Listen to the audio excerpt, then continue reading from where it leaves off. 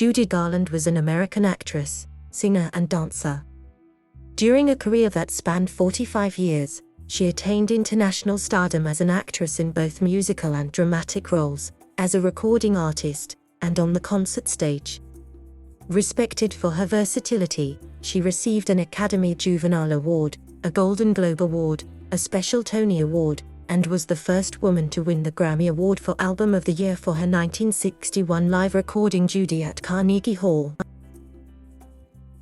Garland began performing in vaudeville as a child with her two older sisters and was later signed to Metro-Goldwyn-Mayer as a teenager. She appeared in more than 24 films for MGM and is best remembered for her portrayal of Dorothy Gale in The Wizard of Oz. Garland was a frequent on-screen partner of both Mickey Rooney and Gene Kelly and regularly collaborated with director and second husband Vincente Minnelli. Other notable film appearances during this period include roles in Meet Me and St. Louis, The Harvey Girls, Easter Parade, and Summer Stock. Garland was released from MGM in 1950, after 15 years with the studio, amid a series of personal struggles that prevented her from fulfilling the terms of her contract. Although her film career became intermittent thereafter, two of Garland's most critically acclaimed performances came later in her career. She received a nomination for the Academy Award for Best Actress for her performance in A Star is Born and a nomination for Best Supporting Actress for her role in Judgment at Nuremberg. She also made record-breaking concert appearances, released 8 studio albums, and hosted her own Emmy-nominated television series, The Judy Garland Show. At age 39, Garland became the youngest and first female recipient of the Cecil B. DeMille Award for Lifetime Achievement in the Film Industry. In 1997, Garland was posthumously awarded a Grammy Lifetime Achievement Award. Several of her recordings have been inducted into the Grammy Hall of Fame, and in 1999, the American Film Institute placed her among the 10 greatest female stars of classic American cinema. Garland struggled in her personal life from an early age. The pressures of early stardom affected her physical and mental health from the time she was a teenager. Her self-image was influenced and constantly criticized by film executives who believed that she was physically unattractive and who manipulated her on-screen physical appearance. Throughout her adulthood, she was plagued by alcohol and substance abuse as well as financial instability, often owing hundreds of thousands of dollars in back taxes. Her lifelong struggle with substance abuse ultimately led to her death in London from an accidental barbiturate overdose at age 47.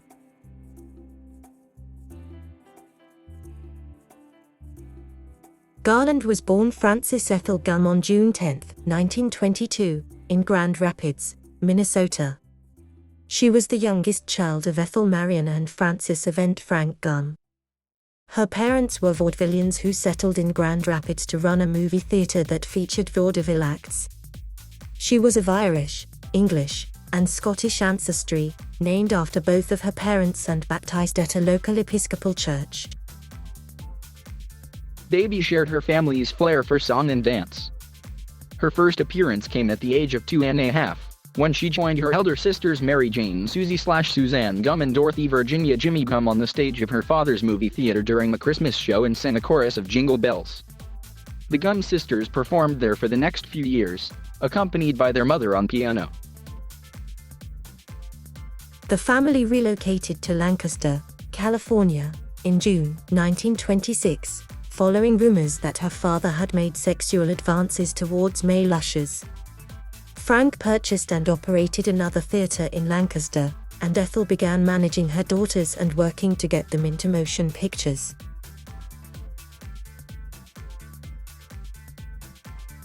In 1928, the Gumm sisters enrolled in a dance school run by Ethel Megleen, proprietress of the Megleen Kitties dance troupe. They appeared with the troupe at its annual Christmas show. Through the Megleen Kitties, they made their film debut in a short subject called The Big Review, where they performed a song and dance number called That's the Good Old Sunny South. This was followed by appearances in 2 Vitaphone shorts the following year, A Holiday in Storyland and The Wedding of Jack and Jill. They next appeared together in Bubbles. Their final on-screen appearance was in an MGM Technicolor short entitled La Fiesta de Santa Barbara. The trio had toured the vaudeville circuit as the Gum Sisters for many years when they performed in Chicago at the Oriental Theatre with George Jessel in 1934. He encouraged the group to choose a more appealing name after Gum was met with laughter from the audience. According to theatre legend, their act was once erroneously billed at a Chicago theatre as the Glum Sisters. Several stories persist regarding the origin of their use of the name Garland. One is that it was originated by Jessel actor Carole Lombard's character Lily Garland in the film 20th Century, which was then playing at the Oriental in Chicago. Another is that the girls chose the surname after drama critic Robert Garland. Garland's daughter Lorna Luft stated that her mother selected the name when Jessel announced that the trio looked prettier than a garland of flowers. A TV special was filmed in Hollywood at the Pantages Theater premiere of A Star is Born on September 29, 1954, in which Jessel stated, "I think that I ought to tell the folks that it was I who named Judy Garland, Judy Garland. Not that it would have made any difference, you couldn't have hid that great talent if you'd called her Tel Aviv Windsor Shell." By late 1934, the Gum Sisters had changed their name to the Garland Sisters. Frances changed her name to Judy soon after, inspired by a popular Hoagie Carmichael song. The group broke up by August 1935, when Suzanne Garland flew to Reno, Nevada, and married musician Lee Kahn, a member of the Jimmy Davis Orchestra playing at Calneva Lodge, Lake Tahoe. In September 1935, Louis B. Mayer asked songwriter Burton Lane to go to the Orpheum Theatre in downtown Los Angeles to watch the Garland Sisters vaudeville act and to report to him. A few days later, Judy and her father were brought for an impromptu audition at Metro-Goldwyn-Mayer Studios in Culver City. Garland performed Sing Went the Strings of My Heart and Eli, Eli, a Yiddish song written in 1896 and regularly performed in vaudeville. The studio immediately signed Garland to a contract with MGM, presumably without a screen test, though she had made a test for the studio several months earlier. The studio did not know what to do with her. Aged 13, she was older than the traditional child star, but too young for adult roles. Her physical appearance was a dilemma for MGM. She was only 4 feet 11.5 inches, and her cute or girl next door looks did not exemplify the most glamorous persona then required of leading female performers. She was self-conscious and anxious about her appearance. Judy went to school at Metro with Ava Gardner, Lana Turner, Elizabeth Taylor, real beauties, said Charles Walters, who directed her in a number of films. Judy was the big money maker at the time, a big success, but she was the ugly duckling. I think it had a very damaging effect on her emotionally for a long time. I think it lasted forever, really. Her insecurity was exacerbated by the attitude of studio chief Louis B. Mayer, who referred to her as his little hunchback. During her early years at the studio, she was photographed and dressed in plain garments or frilly juvenile gowns and costumes to match the girl next door image created for her. They had her wear removable caps on her teeth and rubberized discs to reshape her nose. Eventually, on the set of Meet Me in St. Louis when she was 21 years old, Garland met Dottie Ponidel, a makeup artist who worked at MGM. After reviewing the additions to her look, Garland was surprised when Ponidel said that the caps and discs that Garland had been using were not needed, as she was a pretty girl. Ponidel went forward with being Garland's makeup artist. The work that Ponidel did on Garland for Meet Me in St. Louis made Garland so happy that Ponidel became Garland's go-to every time she worked on a film under MGM. On November 16, 1935, 13-year-old Garland was in the midst of preparing for a radio performance on the Shell Chateau Hour when she learned that her father had been hospitalized with meningitis and had taken a turn for the worse. Frank Gum died the following morning at age 49, leaving her devastated. Her song for the Shell Chateau Hour was her first professional rendition of Zing Went the Strings of My Heart, a song which became a standard in many of her concerts. Garland performed at various studio functions and was eventually cast opposite Deanna Durbin in the musical Short Every Sunday. The film contrasted her vocal range and swing style with Durbin's operatic soprano and served as an extended screen test for them. as studio executives were questioning the wisdom of having two girl singers on the roster. Garland came to the attention of studio executives when she sang a special arrangement of You Made Me Love You to Clark Gable at a birthday party that the studio arranged for the actor. Her rendition was so well regarded that she performed the song in the All-Star Extravaganza Broadway Melody of 1938, when she sang to a photograph of him.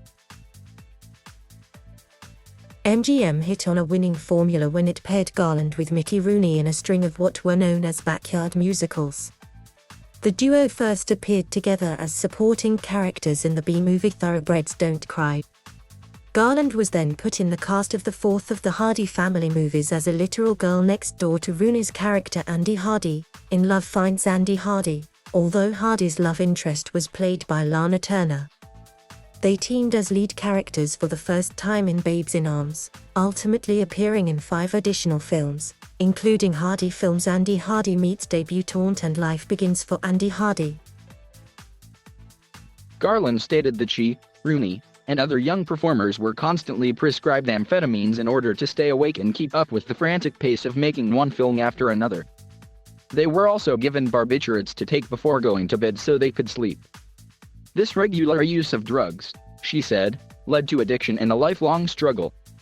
She later resented the hectic schedule and believed MGM stole her youth. Rooney, however, denied their studio was responsible for her addiction. Judy Garland was never given any drugs by Metro-Goldwyn-Mayer. Mr. Mayer didn't sanction anything for Judy. No one on that lot was responsible for Judy Garland's death. Unfortunately, Judy chose that path. Garland's weight was within a healthy range, but the studio demanded she diet constantly. They even went so far as to serve her only a bowl of soup and a plate of lettuce when she ordered a regular meal. She was plagued with self-doubt throughout her life, despite successful film and recording careers, awards, critical praise, and her ability to fill concert halls worldwide. She required constant reassurance she was talented and attractive. In 1938, she was cast as the young Dorothy Gale in The Wizard of Oz, a film based on the 1900 children's book by L. Frank Bone. In this film she sang the song with which she would afterward be constantly identified, Over the Rainbow. Although producers Arthur Freed and Mervyn Leroy had wanted to cast her in the role from the beginning, studio chief Mayer first tried to borrow Shirley Temple from 20th Century Fox, but they declined. Deanna Durbin was then asked, but was unavailable. This resulted in Garland being cast. Garland was initially outfitted in a blonde wig for the part, but Freed and Leroy decided against it shortly into filming. Her blue gingham dress was chosen for its blurring effect on her figure, which made her look younger.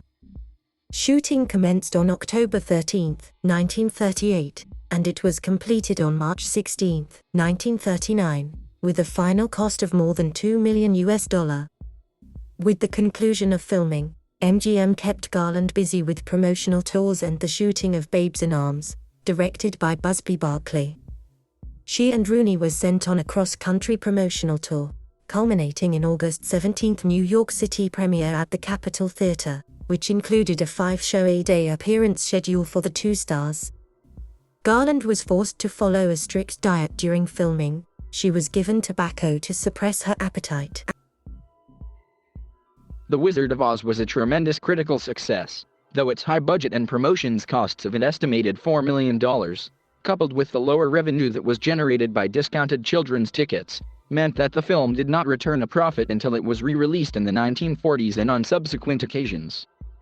At the 1939 Academy Awards ceremony, Garland received her only Academy Award, an Academy Juvenile Award for her performances in 1939, including The Wizard of Oz and Babes in Arms. She was the fourth person to receive the award as well as only one of 12 in history to ever be presented with one.